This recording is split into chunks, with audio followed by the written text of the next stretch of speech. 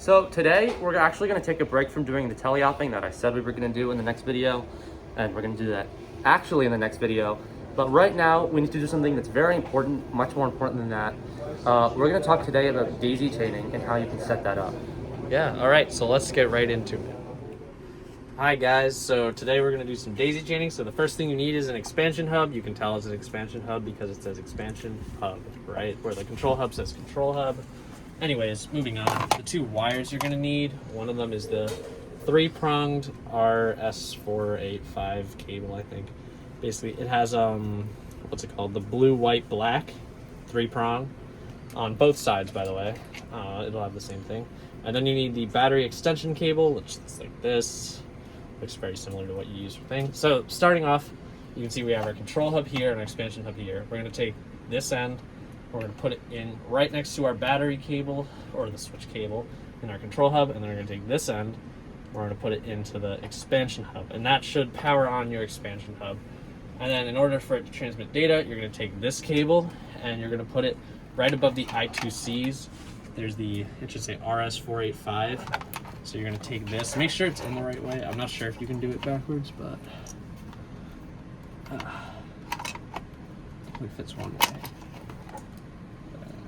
You plug it into the same place on the other one, and that's how your control hub and expansion hub can transmit data to each other. Now, once you have this all plugged in, the next step, which is important, also, you want these two lights to be the same. If they're not the same, you can just simply power this off and on again, and they should be the same. Anyways, if they're not the same, I wouldn't worry way too much about it. Just keep going. If there is a problem later, you can probably look at our troubleshooting guide. But anyways, so we're going to need to make a new configuration for this. And you have to make sure that you do this after, because if you do it before, what's it called? Also, is this... Wait, sorry. Yeah, okay, so we're connected. Okay, cool. So we're going to configure the route. We're going to get a new configuration. Because if you do it before you connect these two things in, it's only going to show up as there's one expansion hub there. So you have to make sure all of this wiring is plugged in before you start. So we're going to make a new one and then wait. So it'll say control hub portal, and then there's expansion hub 1 and 2. I'm not exactly sure which one is which. My guess is that the control hub is expansion hub 1. And the expansion hub is 2. A good way to check this, also another way to do it if you don't see 2, is you can, you can go to, well, hold on. Firstly, I'm going to save this. I'm going to call it, DSY for daisy chain.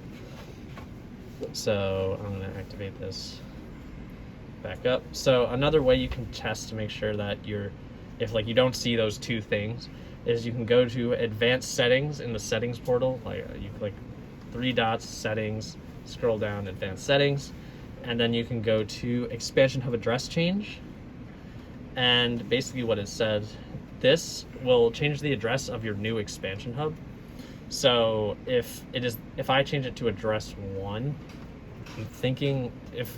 I'm actually trying to create an error here, so hopefully that I can mimic what you guys have.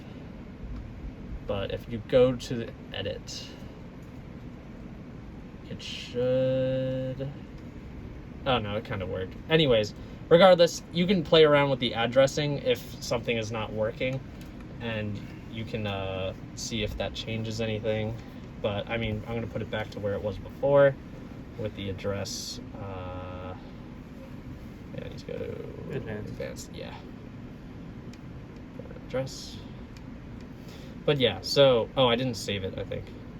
Oh yeah, I didn't save it. But either way, you want to make sure that your current address is not the same address as the first one, so that you can do whatever you want on your expansion hubs. And we'll probably use we're going to use daisy chaining in pretty much everything we do, because Mechnum Drive takes all 4 motors of the control hub. So we're going to need the rest of the motors to be in the expansion hub. So it's really nice to have that access to 8 or so motors. When you're doing all of your teleop and autonomous. So there it is, guys. We daisy chained our robot. We connected the control hub to the expansion hub, and we made it so you can configure both of them and save them in one configuration. So now we're gonna use that. We're gonna jump into the next episode, which is actually gonna be how you can teleop your robot, and that is going to presume that you can also daisy chain your robot to hold more than just 4 motors and more servos, more sensors, and all of that. Yep, we're going to talk about how it works in the code. It's pretty simple, but yeah, we'll see you guys in the next video.